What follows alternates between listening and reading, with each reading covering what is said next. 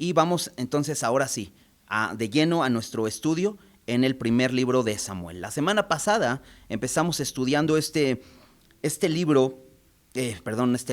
capítulo, esta sección que estamos estudiando, donde se nos presentó a David, ¿no? Este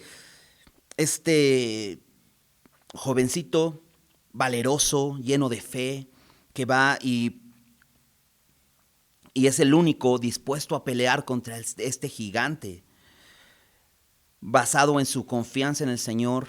Su única experiencia que él tenía era la de haber peleado con leones y osos, y Dios con él librándolo y dándole victoria para poder cuidar las ovejas, ¿no? Vivimos venciendo al gigante, pero esto empieza a generar un problema en la vida de David. ¿Por qué? Porque vence al gigante, pero después la gente, el pueblo, empieza a cantar canciones donde dice que Saúl mató a miles, pero David mató a 10,000. Y esto a Saúl no le parece nada bueno y empieza a perseguirlo. Intenta de alguna manera destruirlo, desanimarlo, pero David es un joven prudente, bien enfocado en el Señor, y parece que nada lo hace decaer, ¿no? En lo que él debe hacer. Es un hombre lleno de fe. Pero de pronto en el capítulo anterior, en el capítulo 19 que veíamos la semana pasada, vimos a David siendo perseguido abiertamente por Saúl, ¿no? Lo vimos como en el primer capítulo le declara a sus siervos y a su mismo hijo que maten a David, ¿no? Vimos a Jonatán, este hijo de Saúl, amigo de David, intentando con razonamientos cambiar el corazón de Saúl. Era imposible, aunque Saúl juró que no moriría. Después vimos cómo viene nuevamente guerra, David sale victorioso y nuevamente Saúl, lleno de celos, intenta matar a David. Entonces lo trata nuevamente de enclavar en la pared con su lanza. David sale huyendo, corre, se escapa, pero Saúl lo empieza a perseguir, de tal manera que manda espías a su casa, que lo esperen afuera de su casa para que en la mañana lo mataran, ¿no? Pero Mical, su esposa, hija de Saúl, esposa de David, le ayuda, lo descuelga por la ventana y se escapa David. Pero vemos cómo también esta mujer Mical intenta ayudar a David con mentiras, y es imposible, tanto que nos deja ver el corazón de Mical, ¿no? Una mujer idólatra, una mujer mentirosa. Incluso pone en mayores dificultades a David, acusándolo de que la obligó y si no la iba a matar, si no lo dejaba escapar, ¿no? Vemos a David de pronto huyendo sin saber qué hacer, pero se enfoca en Dios, ¿no? Y leíamos el Salmo 59 y veíamos cómo de pronto está lleno de temor. Incluso veía esta persecución como si los perros lo rodearan, queriendo devorarlo, ¿no? Y asustado. Pero al final del capítulo 50, de ahí del Salmo 59, veíamos cómo cambia el corazón de David orando al Señor, enfocado en el Señor, y de pronto está diciendo: yo voy a cantar al Señor, ¿no? Si quieren venir los perros y ladrar y asustarme, pero yo voy a estar enfocado porque Él es mi fortaleza, Él es mi refugio, Él es mi amparo. Entonces termina de una manera maravillosa el capítulo. Veíamos cómo Dios es el que salva a David, es el único que podía hacerlo, y lo salva de una manera maravillosa. ¿Por qué? Lo hace con su Espíritu Santo. Y llena de su Espíritu Santo a los mensajeros de Saúl que iban a buscar a David, pero también llena del Espíritu Santo al mismo Saúl. Y lo vemos profetizando como lo había hecho antes, pero lo vemos desnudo. Y veíamos cómo esto puede ser una muestra de vergüenza, pero también de humildad. Y así es como Dios lleva a aquel que se enaltece, lo humilla, ¿no? Y ahí terminó el capítulo y no sabemos qué más sucede. Vamos a ver que este capítulo 20 tal vez ha pasado un periodo de tiempo. Pero bueno, quisiera que empecemos con una oración después de este contexto, un poquito para entrar en materia y no olvidar lo que vimos la semana pasada, porque es con una continuación. Y vamos a orar y vamos a entrar de lleno al texto. Señor, muchas gracias porque eres bueno. Gracias por este tiempo que nos das de estudiar tu palabra. Gracias por este tiempo entre semana donde podemos abrir juntos tu palabra, Señor, y conocerte más. Queremos pedirte que sea tu Espíritu Santo hablándonos, redarguyéndonos, corrigiéndonos, Señor, mostrándonos el camino, Señor, y llevándonos de la mano, Señor, a hacer tu voluntad, Señor. Por favor, Dios, instrúyenos en esta tarde, háblanos. En el nombre de Jesús te lo pedimos. Amén. Bien, dice el versículo 1. Después David huyó de Nayot en Ramá y vino delante de Jonatán y dijo, ¿qué he hecho yo? ¿Cuál es mi maldad o cuál mi pecado contra tu padre para que busque mi vida? Si recuerdas, David se quedó en Nayot con Samuel. Nayot es muy interesante. El Nayot significa casa. Entonces, al parecer, lo que sucede es que se queda ahí en casa de Samuel, se queda con él en su residencia. Y vimos cómo de pronto David desaparece de la historia. Si recuerdas, lo último que nos enfoca el texto es en Samuel, en los mensajeros de Samuel, pero a David ya no lo volvemos a ver. Sabemos que se encuentra con Samuel, pero no lo volvemos a ver en la historia. Y creo que definitivamente Dios lo estaba protegiendo, lo puso en su refugio y David desaparece de pronto, ¿no? Pero es interesante cómo empieza este capítulo, porque dice, David huyó, y David huyó varias ocasiones, ¿no? En el versículo 10, en el capítulo 19, luego más adelante en el versículo 12, más adelante en el versículo 18 también nos dice que huyó, y David está huyendo. Pero al llegar con Samuel ya no tenía por qué seguir huyendo. Había encontrado el lugar seguro donde debía estar. Pero aquí, de pronto en el versículo 1, capítulo 20, nos dice, David huyó de Nayot en Ramá y vino delante de Jonatán. ¿Por qué se fue de Nayot? ¿Acaso pensaría David, creo que Saúl cambió? Lo vi aquí adorando con todos, estábamos en la congregación, lo vi profetizando, quizá Saúl cambió. No sabemos por qué huye de Nayot, estaba en el lugar seguro. Pero lo que vamos a ver aquí es que David empieza a desenfocarse. Porque viene con Jonatán y le reclama a Jonatán. Y le dice, ¿qué he hecho yo? ¿Cuál es mi maldad o cuál mi pecado contra tu padre para que busque mi vida? Le está reclamando a Jonatán. Y si recuerdas, Jonatán le había informado a David en el versículo 3, en el capítulo anterior le informó, en el versículo 2, le informa que Saúl lo procuraba matar. Jonatán era amigo de David, entonces le informa. Y creo que aquí David está tan desenfocado que hasta piensa que Jonatán está también en su contra, por eso llega a reclamarle a él. Entonces el versículo 2 dice, él le dijo, en ninguna manera no morirás. He aquí que mi padre ninguna cosa hará, grande ni pequeña, que no me la descubra. ¿Por qué, pues, me ha de encubrir mi padre este asunto? No será así. Entonces, Jonatán está confiado. Dice, si me lo dijo la primera vez, pues seguramente me va a volver a decir, ¿por qué me encubriría mi padre que te quiere matar? Ahora parece que Jonatán desapareció de la historia, porque claramente Saúl había perseguido a David, incluso hasta su casa, y después lo fue a perseguir a Nayot. Pero para Jonatán dice, no pasa nada, no vas a morir, y si mi padre tuviera una intención de matarte, me lo diría. Entonces David dice en el versículo 3, y David volvió a jurar diciendo, o a asegurarle a Jonatán, tu padre sabe claramente que yo he hallado gracia delante de tus ojos y dirá, no sepa esto, Jonatán, para que no se entristezca. Y ciertamente vive Jehová y vive tu alma, que apenas hay un paso entre mí y la muerte. Entonces David le hace ver a Jonatán.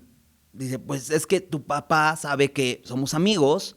No te va a querer decir que me quiere matar porque te va a dar tristeza el saberlo. Entonces, tu padre me quiere matar. Y te decía, ¿por qué huye David de Nayot? Es muy extraño que haya huido de ahí, porque realmente él no piensa que Saúl cambió, aunque lo haya visto ahí profetizando. Él no piensa, al contrario, él está seguro de que Saúl lo quiere matar. Y de hecho termina diciendo el versículo 3. Ciertamente vive Jehová y vive tu alma, que apenas hay un paso entre mí y la muerte. Ahora quisiera resaltar un poco la manera de cómo David se expresa en el versículo 1. Decía, ¿qué he hecho yo? ¿Y qué es mi maldad? ¿Y cuál es mi pecado para que busquen mi vida? ¿No? Entonces David de pronto está enfocado en él.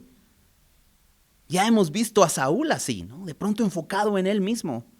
Aquí dice, apenas hay un paso entre mí y la muerte, dice el versículo 3. David está enfocado en sí mismo, está lleno de temor, está desenfocado. Dice el versículo 5, dice el versículo 4.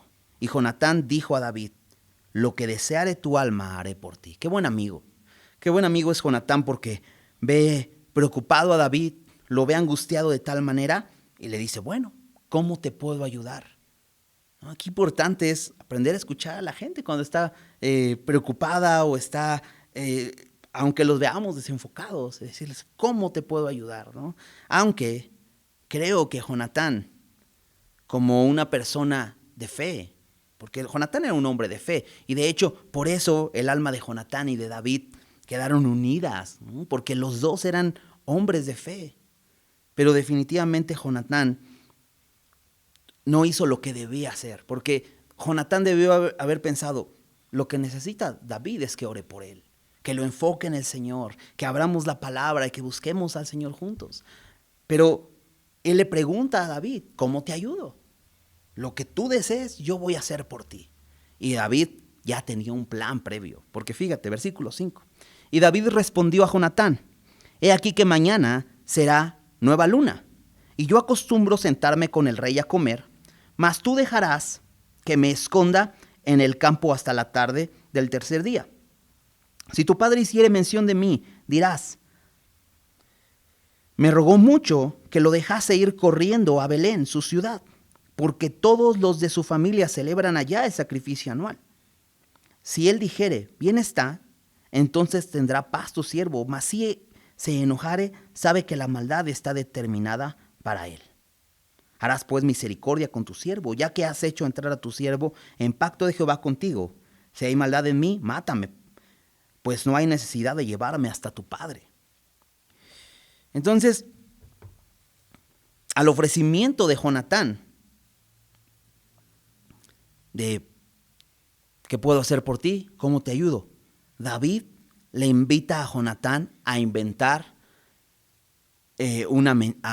mentir, a inventar una escena, porque realmente esto no iba a ocurrir. Algo claro es que nos dice aquí que era nueva luna. Esto se refiere a inicio del mes. Entonces los judíos cada inicio del mes celebraban y hacían un sacrificio. Entonces, igualmente dice aquí, pues yo acostumbro a sentarme con el rey en el sacrificio. A cada nueva luna yo me siento a comer con el rey. Dice, mas tú dejarás que me esconda en el campo hasta la tarde del tercer día. Ahora, David ya había oído. ¿Por qué se extrañaría Saúl si él no estuviera presente en la cena? Si ya había oído. Entonces, parece que algo ocurre entre el final del capítulo 19 y el capítulo 20, porque David regresa y porque David está seguro que se va a notar su ausencia. Pero si él ya estaba huyendo, pues iba a ser lógico. Sin embargo, lo lleva David a ser parte de esta mentira, esto que ya se había inventado David. Te decía, David está desenfocado. Dice, si tu padre hiciere mención de mí, dirás, me rogó mucho que lo dejase ir corriendo a Belén, su ciudad. Entonces, le dice, tú les vas a decir, voy a ir con mi familia, voy a celebrar la nueva luna allá con mi familia, porque ellos ofrecen también sacrificios, y le dices que yo te rogué y tú me diste permiso. Entonces, versículo 7, si dijere, bien está o está bien, entonces tendrá paz tu siervo. Mas si se enojare, sabe que la maldad está determinada de parte de él. Con todo esto, lo que quiere lograr David es descubrir la verdad, descubrir el corazón de Saúl, descubrir las intenciones de Saúl. Ahora, te decía la semana pasada que las pruebas que vivimos hacen ver lo que hay dentro de nuestro corazón. Si nuestro corazón es correcto delante de Dios, las pruebas que vivimos lo van a mostrar.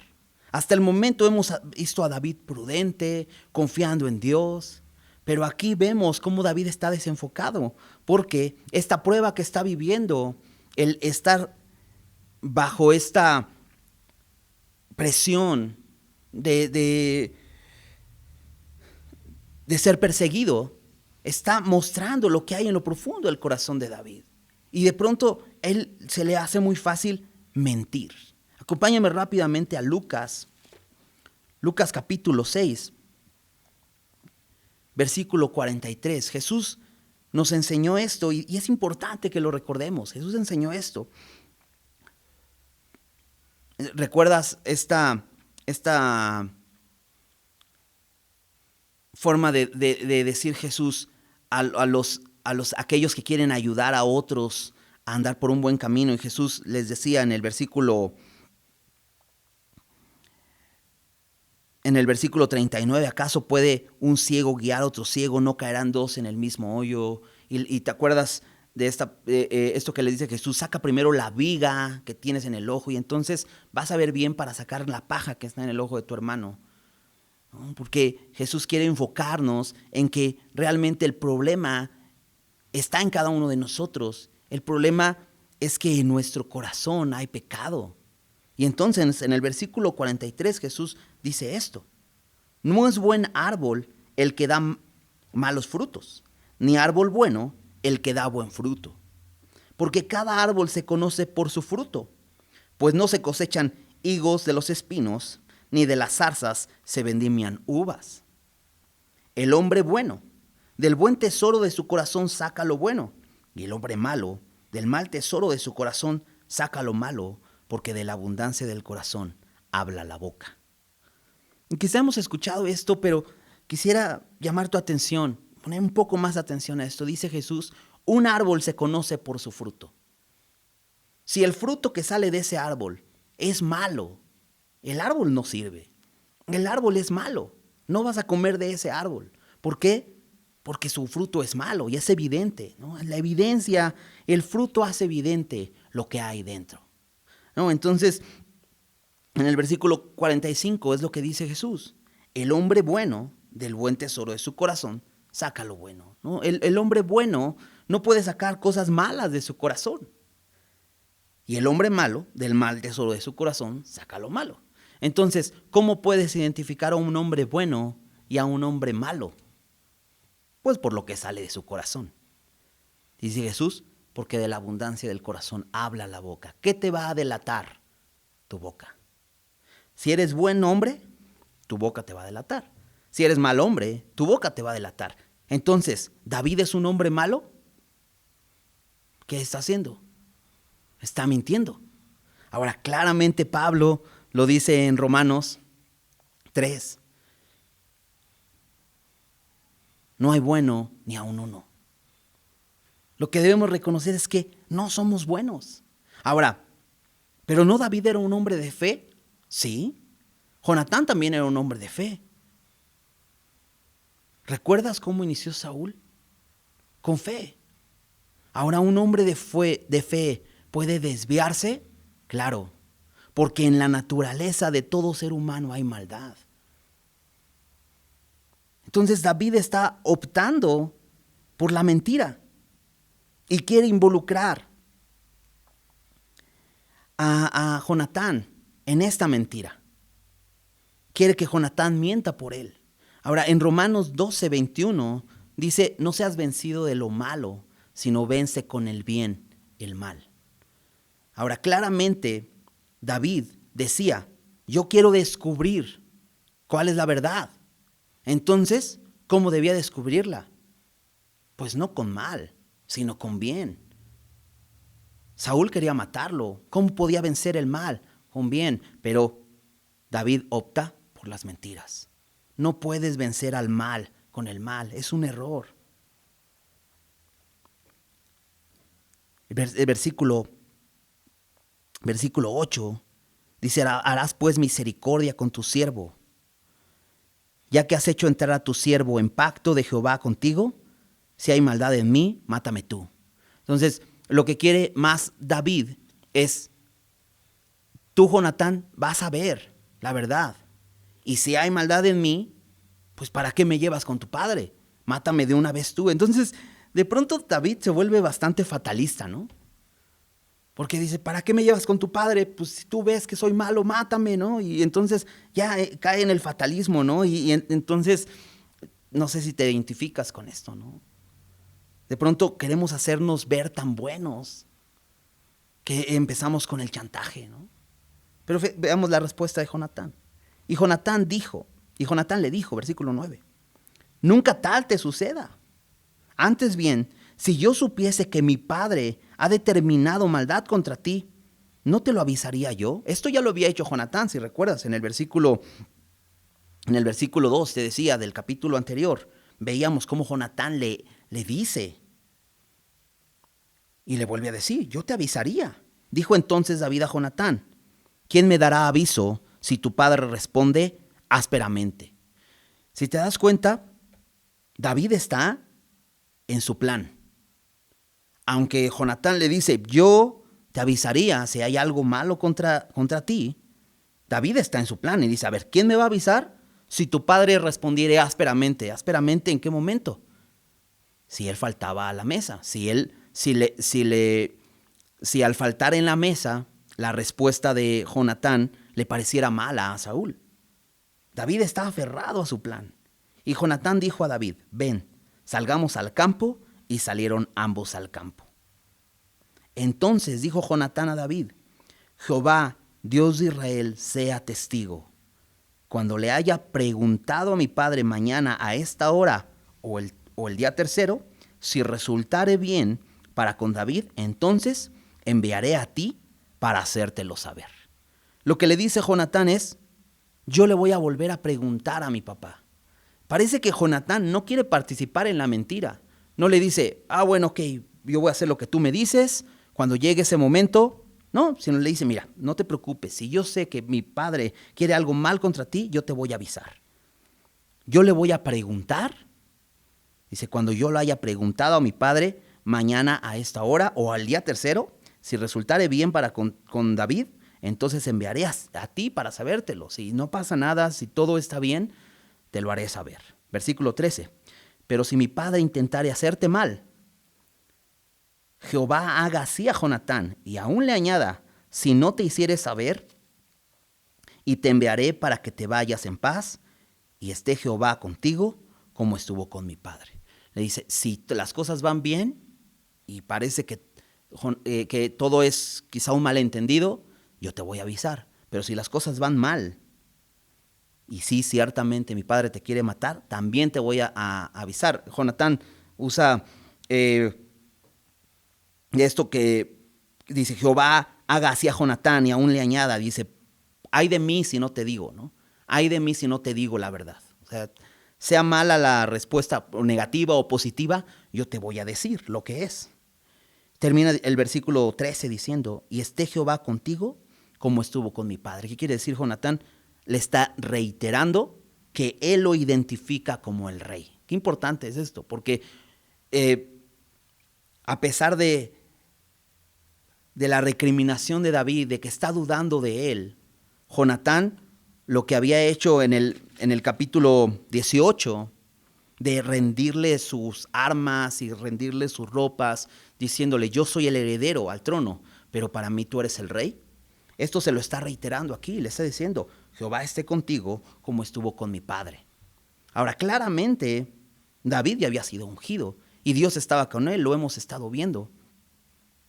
Sin embargo, como lo vimos en capítulos anteriores y pasó en Saúl, puede ser el Espíritu Santo contristado cuando no escuchamos su voz y no somos guiados por él. David está desenfocado, mintiendo, haciendo su plan.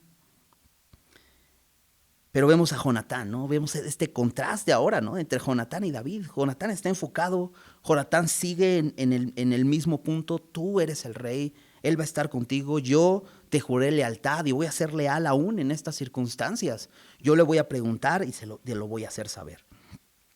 Versículo 14. Y si yo viviere, harás conmigo misericordia de Jehová para que no muera. Y no apartarás tu misericordia de mi casa para siempre. Cuando Jehová haya cortado uno por uno los enemigos de David de la tierra, no dejes que el nombre de Jonatán sea quitado de la casa de David. Entonces, Jonatán aquí aprovecha para hacer un pacto nuevamente con David. Dice, yo voy a ser leal a ti, pero tú solamente, porque tú eres el rey, tú vas a ser el rey, sin duda, pero tú solamente prométeme algo. Dice que vas a hacer misericordia conmigo. Si yo vivo, vas a hacer misericordia conmigo o con mi descendencia. ¿Por qué le pide misericordia? Bueno, la costumbre era que los reyes que se establecían en el trono, si no venían del linaje real, porque se hubiera impuesto un nuevo rey, este rey tenía que matar a todos los descendientes y a toda la familia del rey anterior para que su reino pudiera estar seguro, porque seguramente alguno de ellos vendría e intentaría matarlo. Entonces, lo que a él le correspondía sería matar a todos ellos. Pero la pregunta es, ¿no Saúl era el primer rey en Israel? ¿Por qué pensar en que se haría esa costumbre? Y es que claramente la exigencia para Saúl es que él debía ser un rey como lo tenían las demás naciones. Entonces, por lo tanto, aunque no había sucedido algo así, ya en la mente de Jonatán estaba esta costumbre. Si David se hace rey, él va a tener que matar a toda la familia de Saúl, a todos los descendientes de Saúl, por lo tanto a mí y a mis hijos. Y entonces Jonatán aprovecha y le dice, yo voy a ser leal a ti, pero tú solamente prométeme esto, que vas a tener misericordia de mí y no me vas a matar. Ahora, esto quiere decir que Jonatán reconocía una cosa: yo, al ser hijo del rey, de otro linaje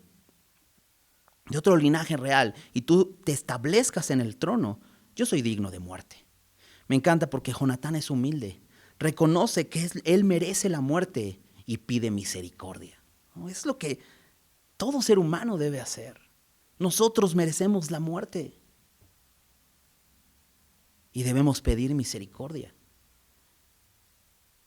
Versículo 16 dice, así hizo Jonatán pacto con la casa de David diciendo, requiéralo Jehová de la mano de los enemigos de David. Y Jonatán hizo jurar a David otra vez, porque le amaba, pues le amaba como a sí mismo. Y aquí se reitera nuevamente el amor que había en estos hombres, ¿no? Un amor verdadero de amigos, ¿no? Y vuelven a hacer pacto, ¿no? Y dice que Jonatán hizo pacto con la casa de David. Y Jonatán hizo jurar a David otra vez. Lo hizo, asegúrame que vas a tener misericordia de mi casa. Y es bastante interesante esta historia, ¿no? De cómo en medio de mentiras y en medio de todo esto se puede dar este pacto, ¿no? Jonatán no pierde la oportunidad. Le reitera su lealtad, pero le dice, ten misericordia de mí y de mi familia. Versículo 18. Dice, luego le dijo Jonatán, mañana es nueva luna, y tú serás echado de menos, porque tu asiento estará vacío. Estarás pues 3 días, y luego descenderás y vendrás al lugar donde estabas escondido el día que ocurrió esto mismo, y esperarás junto a la piedra de Esel. Entonces, le dice Jonatán, ciertamente, mañana que es nueva luna y que vamos a estar sentados a la mesa en el palacio de Saúl, pues vas a ser echado de menos, se te va a extrañar, van a ver tu lugar vacío y van a preguntar por ti. Pero le dice, tú te vas a esconder, y dice, y descenderás al lugar donde estabas escondido el día que ocurrió esto mismo. ¿Cómo que ocurrió esto mismo? ¿Cuándo ocurrió esto mismo? Bueno, si recuerdas en el versículo 3 del capítulo anterior, también Jonatán hizo este plan, le dijo a David, yo saldré y estaré junto a mi padre en el campo donde tú estés. En el versículo 2 termina diciendo, estate oculto y escóndete. Entonces esto ya había ocurrido. Jonatán sabía que había una forma de mostrarle a David su lealtad. Y esto en el capítulo anterior era saliendo al campo y que David lo viera ahí escondido y dice, bueno, está hablando con su padre, están arreglando las cosas para que no me mate, ¿no? Aquí nuevamente le dice, vas a esconderte en el mismo lugar donde ya habías estado escondido. Dice, y esperarás junto a la piedra de Ezel. Dice, y yo tiraré 3 saetas hacia aquel lado, como ejercitándome al blanco. Luego enviaré al criado diciendo, ve, busca las saetas. Y si dijere al criado, he allí las saetas, más acá de ti, tómalas. Tú vendrás, porque paz tienes y nada malo hay, vive Jehová. Mas si yo dijere al muchacho, así, he allí las saetas más allá de ti, vete, porque Jehová te ha enviado. Entonces aquí lo que está haciendo Jonatán es le está dando una contraseña. Jonatán no está participando en la mentira o en una mentira con esto, sino simplemente le va a decir, tú te vas a esconder, yo le voy a preguntar y ya cuando sepa voy a salir. ¿Cómo te lo voy a dar a conocer? Pues por medio de esta contraseña. Voy a lanzar 3 saetas, voy a mandar al criado y si lo que escuches de mi boca es más allá de ti, las saetas, entonces quiere decir que mejor te vayas, porque quiere decir que sí hay algo malo. Pero si yo digo más acá de ti, no te preocupes, tú regresa, porque dice, porque paz tienes, ¿no? Esa es prácticamente la contraseña que le está dando Jonatán a David. Versículo 23, en cuanto al asunto de que tú y yo hemos hablado, esté Jehová entre nosotros dos para siempre. Cualquiera que sea la respuesta, sea negativa o positiva, nosotros ya hicimos este pacto de que yo voy a ser leal a ti, pero tú vas a tener misericordia de mi familia. Versículo 24.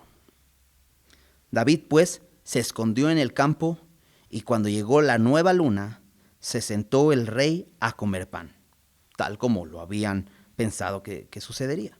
Y el rey se sentó en su silla como solía, en el asiento junto a la pared, y Jonatán se levantó y se sentó Abner al lado de Saúl, y el lugar de David quedó vacío. Entonces, tal como lo pensaron, se va a sentar el rey a comer y se va a quedar el asiento de David vacío.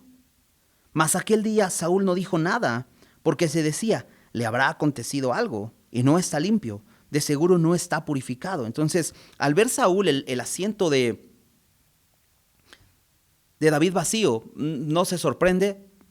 ¿Por qué? Porque si recuerdas en las leyes del pueblo de Israel había muchas razones por las que un hombre podía ser impuro, podía no estar limpio y tenía que hacer un rito de purificación, lavar sus vestidos, bañarse, ¿no? Todo esto para que estaría toda esa noche impuro hasta el siguiente día. Entonces no podía participar de los sacrificios, ¿no? Había muchas razones por las que podía estar impuro, simplemente por que haya caído en tu agua un insecto muerto y ya quedaste impuro, entonces tendrías que purificarte. Y lo que Saúl piensa es, pues seguramente no está purificado, no puede venir a la fiesta por esa razón.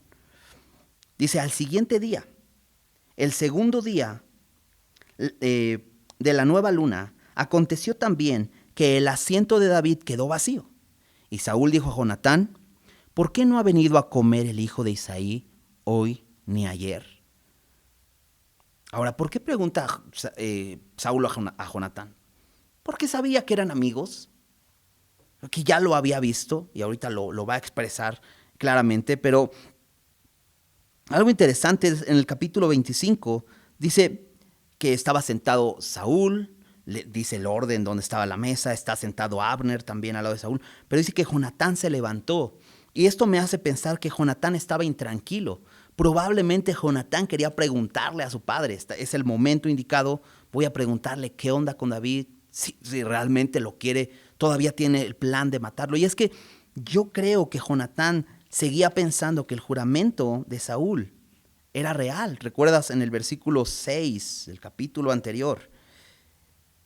Juró Saúl diciendo, vive Jehová que no morirá. Entonces juró por Dios. Entonces Jonatán quizá está convencido que su padre aún sigue firme en su juramento. Oye, pero entonces, ¿qué le hizo lanzarle la nuevamente la lanza a David. Pues si recuerdas, el espíritu malo de parte de Dios vino nuevamente y controló a Saúl, ¿no? Entonces realmente Jonatán podría decir, ok, no fue mi padre, sino que fue este espíritu malo que lo estaba controlando. Realmente él había jurado que no. Entonces todavía le estaba dando el beneficio de la duda a Saúl. Pero aquí, al segundo día es evidente, David no está y Saúl pregunta, ¿dónde está el hijo de Isaí? Porque no vino ni hoy ni ayer. O sea, ¿dónde está? Y Jonatán respondió, David me pidió encarecidamente que le dejase ir a Belén. Y dices, ¿qué onda, Jonatán? Ya se involucró en la mentira. Él solamente quería preguntarle a su padre, pero aquí está haciendo lo que David le dijo. No pudo. ¿Por qué no pudo? Pero fíjate, dice, me pidió encarecidamente que le dejara ir a Belén, diciendo, te ruego que me dejes ir, porque nuestra familia celebra sacrificio en la ciudad. Dice, y mi hermano me lo ha mandado, por lo tanto, si he hallado gracia en tus ojos, permíteme ir ahora a visitar a mis hermanos. Por esto, pues, no ha venido a la mesa del rey. Entonces, no solamente le dijo lo que David había inventado, sino le aumenta la mentira, ¿no? Le dice, mi hermano me mandó a que lo hiciera así. Entonces, ¿qué sucede con Jonatán? Él que estaba, yo veo que él estaba dispuesto a hacer las cosas de manera diferente. Se lo voy a preguntar y te lo voy a hacer saber. Pero aquí termina mintiendo. Y te decía hace un rato, la prueba hace ver lo que hay en tu corazón. Definitivamente. Y ahí Jonatán está en el momento indicado y está siendo probado. La prueba está haciendo ver lo que hay en el corazón. Y entonces, miente. Y dices, ¿qué onda con David? Un hombre de fe mintiendo. ¿Qué onda con Jonatán? Un hombre de fe mintiendo. Jonatán y David debían saber algo. Y nosotros debemos saber esto. Somos malos por naturaleza. Jesús dijo, el hombre malo, del mal tesoro de su corazón saca lo malo. No hay bueno ni aun uno. Somos malos, no podemos. Diría Pablo en Romanos 7, 18. Acompáñame rápido ahí, Romanos 7.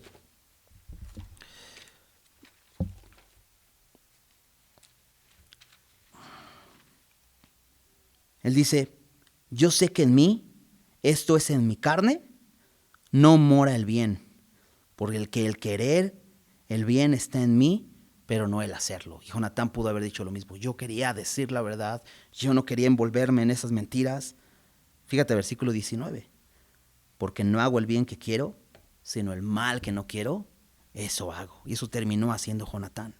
El mal que no quería hacer. Incluso inventa más.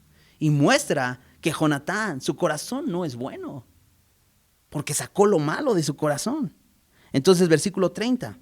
Entonces se encendió la ira de Saúl contra Jonatán y dijo, hijo de la perversa y rebelde, ¿acaso no sé que tú has elogiado al hijo de Isaí para confusión tuya y para confusión de la vergüenza de tu madre? Porque todo el tiempo que el hijo de Isaí viviere sobre la tierra, ni tú estarás firme ni tu reino. Envía pues ahora y tráemelo, porque ha de morir. Lo esperado. Saúl se enciende en ira. Ahora, si te das cuenta, aquí no menciona en ningún momento que el espíritu malo de parte de Jehová vino sobre Saúl. Porque muchas veces podemos justificar nuestros actos. No, lo que pasa es que el otro día pues estaba pues bajo la influencia del alcohol y pues ese no era yo. No, más bien el alcohol magnifica lo que hay en ti. Ese eres tú. Eres malo. No, es que el otro día, no, pues lo que pasa es que, y justificamos, no, es que tenemos que reconocer una cosa. Eso somos. Lo que sale de nuestro corazón muestra quiénes realmente somos. La ira de Saúl muestra quién es Saúl. Y las palabras de Saúl, porque le habla muy fuerte a su hijo. Lo ofende de una manera terrible. Le dice, hijo de la perversa y rebelde. Eso es una grosería, ¿no? Es una forma de hablar que es evidente lo que hay dentro de Saúl. A su propio hijo lo ofende de esta manera, expresándose incluso de su esposa de una manera indebida. Le llama perversa y rebelde. Dice, ¿acaso no sé yo que tú has elegido al hijo de Isaí para confusión tuya? Dice Saúl, ¿tú crees que no me he dado cuenta que tú lo has elegido a él? Pero algo que me llama la atención de Saúl es la soberbia con la que habla. Porque si te das cuenta, Jonatán le llama a David, pues así se llama. Pero Saúl no le llama a David. Saúl le llama el hijo de Isaí. Y esto habla del orgullo de Saúl. Para mí es un esclavo que no tiene nombre. Para mí es el hijo de Isaí, sí, el viejito, el pobrecito que tiene sus ovejitas. De ese, el hijo de Isaí. Lo dijo en el versículo 27, ¿no? ¿Por qué no ha venido a comer el hijo de Isaí? Y aquí lo vuelve a decir, ¿no? Tú has elegido al hijo de Isaí para confusión tuya, para confusión de la vergüenza de tu madre.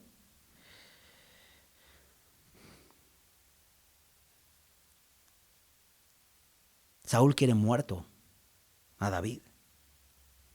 Y le dice a Jonatán, si él no muere, tú ni tu reino van a estar firmes. Y Jonatán, yo creo que dentro de él, diciendo, ya lo sé, pero yo ya entregué el reino. Al final del versículo 31 dice, tráemelo porque ha de morir. Versículo 32 dice, y Jonatán respondió a su padre y le dijo, ¿por qué morirá? ¿Qué ha hecho? Por fin hace la pregunta que le quería hacer. ¿Por qué morirá? ¿Qué ha hecho? Y sabemos, David no había hecho nada malo contra Saúl. Entonces, versículo 33, Saúl le arrojó una lanza para herirlo, donde entendió Jonatán que su padre estaba resuelto a matar a David. ¿Sabes? Cuando usamos métodos carnales para combatir al enemigo, nada sale bien. Jonatán estuvo a punto de perder la vida por su propio padre, por tramar todo esto. Esto no debe haber ocurrido en ningún momento.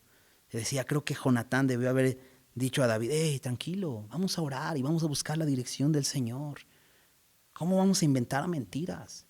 Fíjate, Saúl quiso matar a su propio hijo, enclavarlo en la pared ahora a él. Esto ya lo había querido hacer antes Saúl, si recuerdas, cuando sin saber Jonatán había desobedecido el mandato de Saúl de no comer hasta que los filisteos fueran derrotados. ¿Recuerdas? Jonatán tomó un poco de miel y esto hizo que Saúl dijera, es digno de muerte. Y si no es porque el pueblo abogó por Jonatán, lo hubiera matado. Aquí nuevamente se ve la ira de Saúl, lo que sale de su corazón. Muestra quién es Saúl. Entonces, versículo 34. Se levantó Jonatán de la mesa con exaltada ira y no comió pan el segundo día de la nueva luna, porque tenía dolor a causa de David, porque su padre le había afrentado. Qué triste, ¿no? Termina esta historia en dolor. ¿Por qué? Porque no lo hicieron correctamente. Entonces hemos podido ver ya el corazón de Saúl desde capítulos anteriores, ¿no? De la abundancia del corazón habla la boca. El fruto se reconoce, el árbol se reconoce por su fruto. Pero aquí hemos podido ver en esta historia también el corazón de Jonatán y el corazón de David. Ahora dices, bueno, entonces pues en la historia todos somos malos. Pues sí, todos necesitamos del Salvador. Todos necesitamos de el Salvador, de Jesucristo. Él vino a darnos un nuevo corazón. Necesitamos de Él. David y Jonatán necesitaban de Dios. Necesitaban permanecer enfocados en Dios. ¿Sabes? David necesitaba estar refugiado en lo que él había dicho. Tú eres mi refugio. Debió haberse quedado ahí. Debió haber permanecido. Jesús dijo eso. Permanezcan en mí. Ahí debemos estar. David se llenó de temor. Ahora, ¿un creyente se puede llenar de temor? Sin duda. Un creyente se puede desenfocar. Claro. Por eso debemos estar más atentos a la palabra, porque la palabra nos va a enfocar en el Señor. Nos podemos desenfocar, pero Dios quiere que permanezcamos en Él, refugiados en Él. David empezó este capítulo huyendo hacia el lado incorrecto. No permaneció en su refugio. Versículo 35. Al otro día de mañana salió Jonatán al campo al tiempo señalado con David, y un muchacho pequeño con él. Y dijo al muchacho: corre y busca las saetas que yo tiraré. Y cuando el muchacho iba corriendo, él tiraba las saetas de modo que pasara más allá de él. Entonces, justo lo que le había dicho Jonatán a David, esto es lo que voy a hacer. Y toma a un criado, dice que a un muchacho pequeño con él. Probablemente este muchacho pequeño estaba entrenando para ser próximamente, ¿no?, un paje de armas para Jonatán, ¿no? Y pues lo llevaba a estas prácticas de tiro. Entonces dice, pero que él intentaba tirar las saetas que pasaran más allá de él. Versículo 37, y llegando el muchacho a donde estaba la saeta que Jonatán había tirado, Jonatán dio voces tras el muchacho diciendo: ¿no está la saeta más allá de ti? Esta era la contraseña, ¿te acuerdas? Más allá de ti quiere decir, córrele, ¿no? Más acá de ti quiere decir, no te preocupes. Entonces le da la contraseña, volvió, dice versículo 38, y volvió a gritar Jonatán tras el muchacho: corre, date prisa, no te pares. ¿A quién le está diciendo esto Jonatán? No al muchacho, se lo está diciendo a David. Corre, date prisa, no te pares, mi papá te quiere matar. Y el muchacho de Jonatán recogió las saetas y vino a su señor, pero ninguna cosa entendió el muchacho, solamente Jonatán y David entendieron de lo que se trataba. Luego dio Jonatán sus armas a su muchacho y le dijo: vete, llévalas a la ciudad. Y luego que el muchacho se hubo ido, se levantó David del lado sur y se inclinó 3 veces, postrándose hasta la tierra, y besándose el uno al otro, lloraron el uno con el otro, y David lloró más. Sale David, se encuentra con Jonatán. ¿Sabes qué entiendo? Porque se inclinó 3 veces, postrándose hasta la tierra. Gratitud. Está reconociendo: eres alguien leal. Eres alguien que, a pesar de que las noticias son malas, me las das. Y entonces reconoce esto y terminan abrazándose, se besan, lloran juntos. Ve la amistad, ¿no? Pero termina esta historia en lloro. David lloró más. Y Jonatán dijo a David: vete en paz, porque ambos hemos jurado por el nombre de Jehová, diciendo: Jehová esté entre tú y yo, entre tu descendencia y mi descendencia para siempre. Y él se levantó y se fue, y Jonatán entró en la ciudad. Qué bella historia, ¿no? Al ver esta amistad de David con Jonatán. Es una bella historia ver este amor, que pueda haber ese amor, ¿sabes? Como creyentes podemos tener ese amor de hermanos. Dice su palabra que somos miembros los unos de los otros, que cuando un miembro se duele, todos los miembros se duelen. Y sin duda aquí vemos un verdadero amor cristiano, el amor de Dios. A pesar de que ambos son hombres pecadores. Y así nosotros, a pesar de ser hombres pecadores, podemos mostrar un amor así. Y te preguntaba hace rato, pero entonces un hombre cristiano puede desenfocarse. Sin duda, podemos desenfocarnos. Pero la palabra de Dios nos anima a despojarnos del viejo hombre. Acompáñame rápidamente a Efesios 4. Porque ciertamente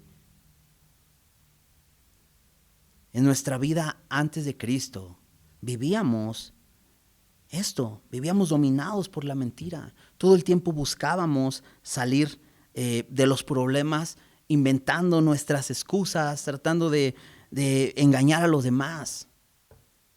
Pero hoy, estando en una nueva vida en Cristo, tenemos la capacidad para despojarnos de esa naturaleza y vivir como Dios quiere. Y déjame leer desde el versículo 17 en Efesios 4. Y esta sección de Efesios, de esta carta de Pablo a los Efesios, es la sección que responde a la gracia de Dios. Los primeros 3 capítulos hablan de lo que Dios ha hecho por nosotros y esta sección requiere una respuesta. Entonces, de hecho, aquí Pablo empieza diciendo en el versículo 17, esto pues digo y requiero en el Señor, que ya no andéis como los otros gentiles que andan en la vanidad de su mente. ¿Sabes? David andaba en la vanidad de su mente.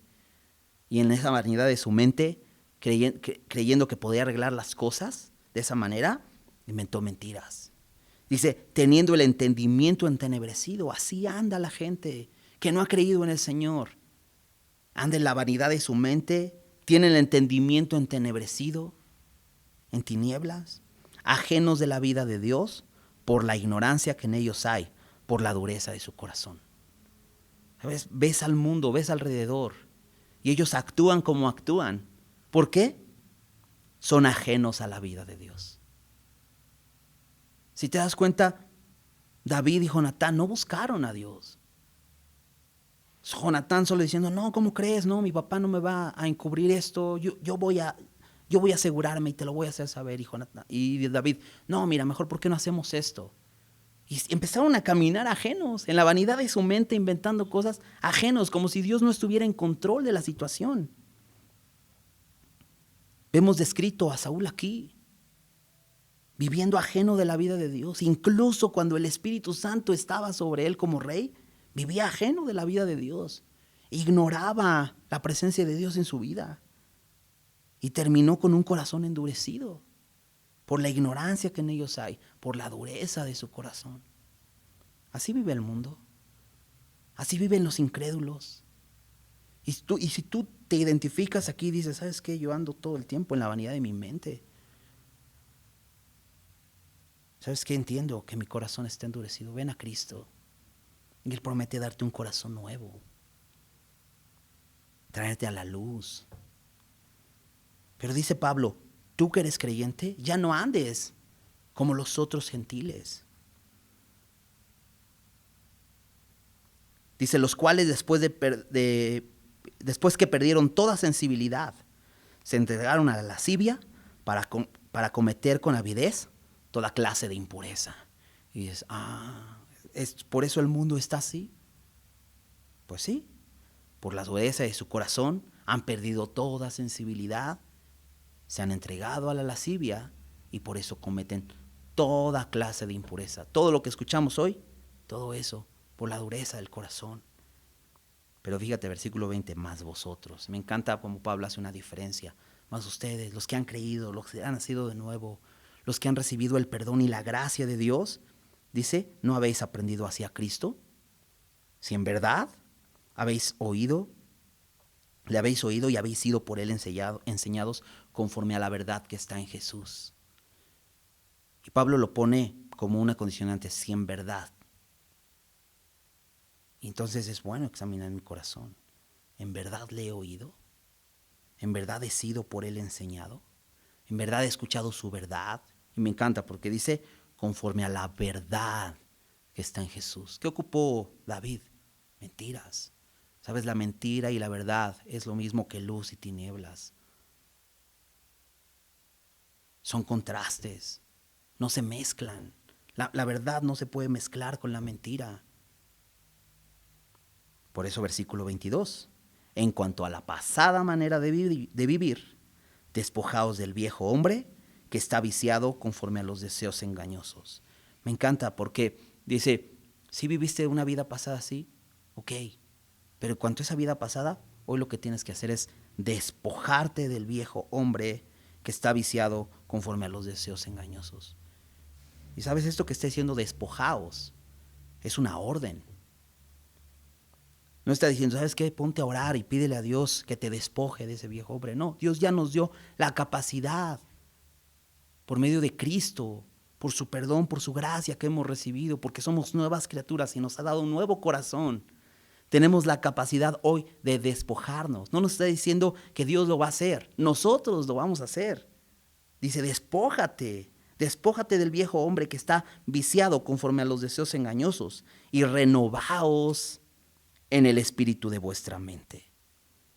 No solo te despojes, sino toma la palabra y llénate de él. ¿Recuerdas el capítulo anterior? Revisábamos el Salmo 59, donde David escribe y lo vemos lleno de temor al principio, al final hasta cantando y dándole gloria a Dios. ¿Sabes lo que hace la palabra? Eso es lo que hace. Transforma de tal manera nuestro entendimiento que podemos venir llenos de temor, desenfocados, pero empiezas a renovar tu mente con la palabra y de pronto piensas de manera distinta. Estás enfocado. Dice versículo 24, y vestíos del nuevo hombre. No solo te despojes, no solo renueves tu entendimiento, sino vístete del nuevo hombre, creado según Dios, en la justicia y santidad de la verdad. ¿Te das cuenta? David no andaba en la verdad, pero Dios nos dice que nos vistamos de este nuevo hombre que es creado según Dios, en la justicia y santidad de la verdad. ¿Sabes? Este nuevo hombre que hemos recibido, esta nueva naturaleza que hemos recibido en Cristo, ha recuperado la imagen de Dios. Por eso dice, creado según Dios. Porque hemos recuperado la imagen de Dios. Y ahora podemos andar en justicia y santidad de la verdad. A veces es muy común que una persona mienta, pero un cristiano no debe dejarse dominar por la mentira, porque tenemos un nuevo hombre. Por eso dice, despójate. Entonces, versículo 25, checa. Por lo cual, por esto que acaba de decir, desechando la mentira, hablad verdad cada uno con su prójimo, porque somos miembros los unos de los otros. Esto es lo que somos. Hoy puedo dejar la mentira, definitivamente. ¿Por qué? Simplemente puedo desecharla como algo que no me domina. ¿Por qué? Porque me he vestido del nuevo hombre. Esta nueva naturaleza que Dios me ha dado. Dice, airaos, pero no pequéis. No se ponga el sol sobre vuestro enojo, ni deis lugar al diablo. He citado este pasaje, pero vemos a Saúl airado y pecando. El que hurtaba no hurte más, sino trabaje haciendo con sus manos lo que es bueno, para que tenga que compartir con el que padece necesidad. Chécate este versículo, 29. Ninguna palabra corrompida salga de vuestra boca. ¿Qué es una palabra corrompida? Una palabra rota, una palabra corrupta, una palabra que ofende. ¿Recuerdas a Saúl? Hijo de la perversa y rebelde. ¿Qué sale de tu boca cuando te enojas? Cuando estás en una situación difícil, las cosas no salen bien. ¿Qué sale de tu boca? Lo que sale de tu boca, eso está en tu corazón. ¿No? De pronto puedes estar haciendo algo, te golpeas y ya salió una palabrota y dices, ay, perdón. Bueno, considéralo. Eso hay en tu corazón. Ven a Él y dile, límpiame. Porque esto que está aquí hay en mi corazón. Yo no quiero que ninguna palabra corrompida salga de mi boca.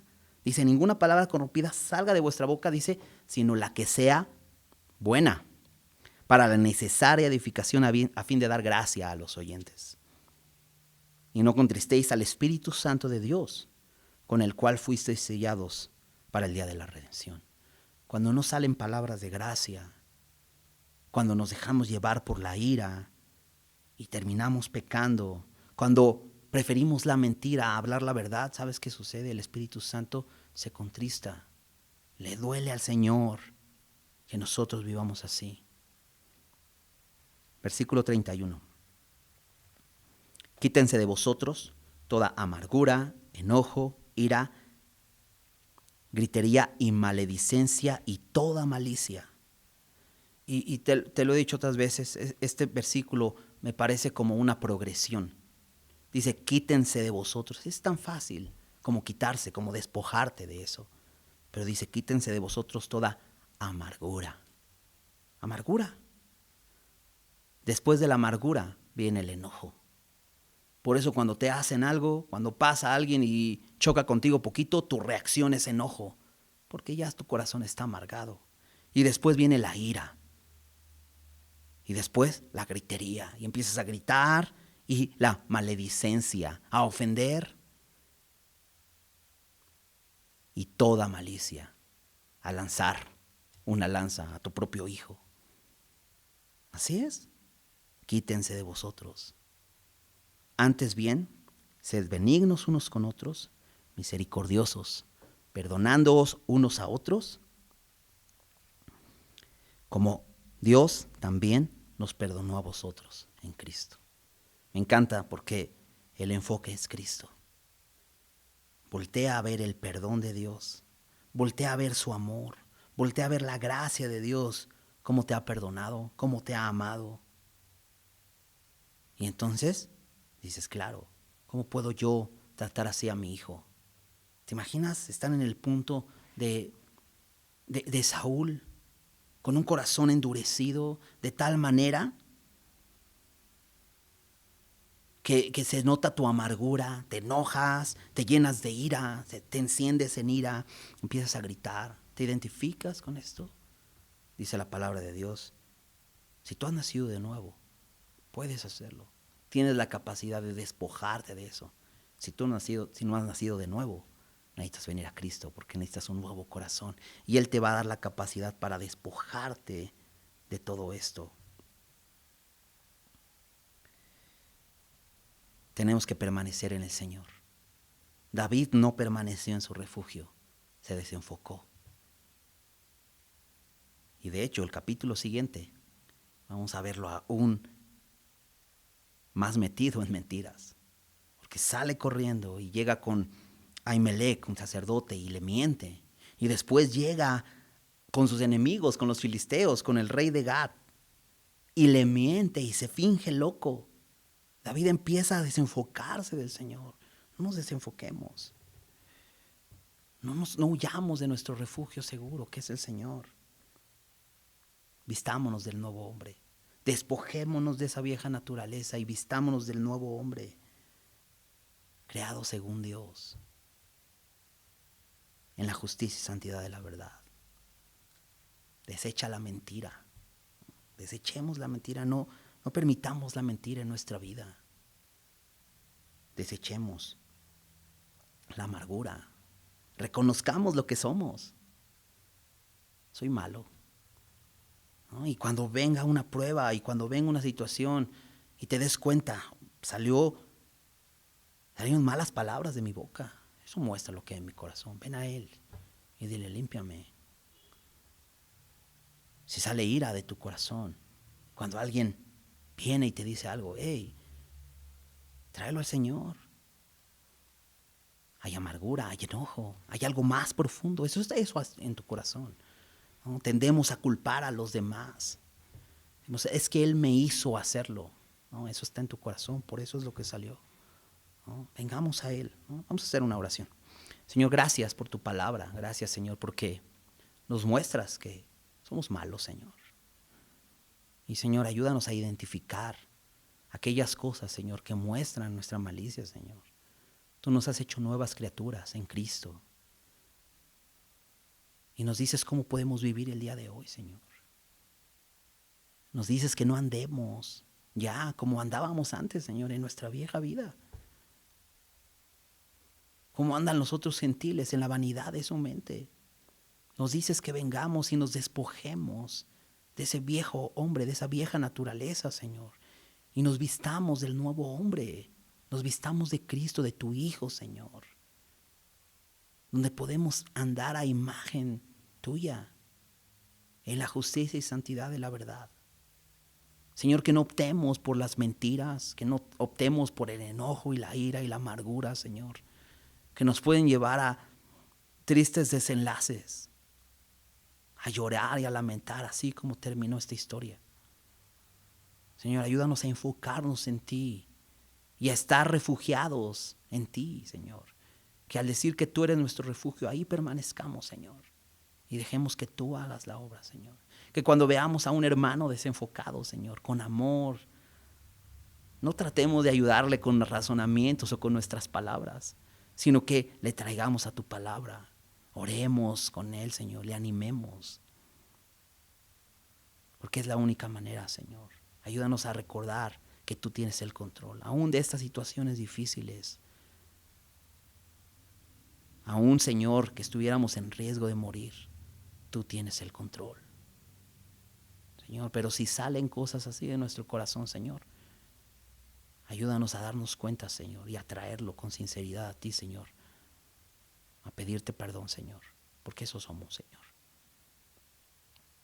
Que podamos decir como Pablo: miserable de mí, no hago el bien que quiero, sino el mal que no quiero, pero tú eres el único, Señor, que nos libra, Señor, del poder del pecado y de la muerte, Señor.